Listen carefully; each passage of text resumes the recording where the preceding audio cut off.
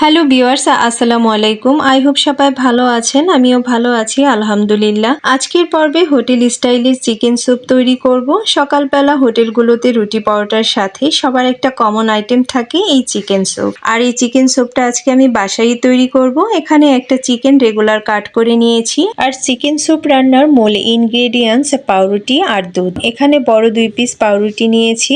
এবার লিকুইড দুধ দিয়ে ভিজিয়ে ব্লেন্ড করে নেব। চুলায় প্যান বসিয়ে তেল দিয়ে দিলাম, পেঁয়াজ কুচি দিয়ে ব্রাউন করে ভেজে নিচ্ছি। আস্ত গরম মশলা দিয়ে সুন্দর ফ্লেভার আসা পর্যন্ত ভেজে সামান্য পানি দিয়ে দিলাম যাতে পেঁয়াজগুলো পুড়ে না যায়। এবার রসুন বাটা, আদা বাটা, পেঁয়াজ বাটা দিয়ে দিলাম। সামান্য ধনিয়া গুঁড়া, সামান্য মরিচ গুঁড়া আর জিরার গুঁড়া দিয়ে দিচ্ছি। আর স্বাদ মতো লবণ দিয়ে মশলাগুলো ভালোভাবে কষিয়ে নেব। এবার চিকেনগুলো দিয়ে ভালোভাবে কষিয়ে নিব। চিকেন কষানো হয়ে গেলে টক দই দিয়ে দিচ্ছি, নেড়ে চেড়ে মিক্স করে নিচ্ছি। 2 টেবিল চামচ বাদাম বাটা অ্যাড করলাম, নেড়ে চেড়ে মিশিয়ে ঢাকনা দিয়ে ঢেকে আরো কিছুক্ষণ কষিয়ে নেব। প্রপারলি কষানো হয়ে গেলে স্যুপ রান্নার মূল ইনগ্রেডিয়েন্টস অ্যাড করব, পাউরুটি আর দুধের মিশ্রণ। এই মিশ্রণগুলো দিয়ে দিব।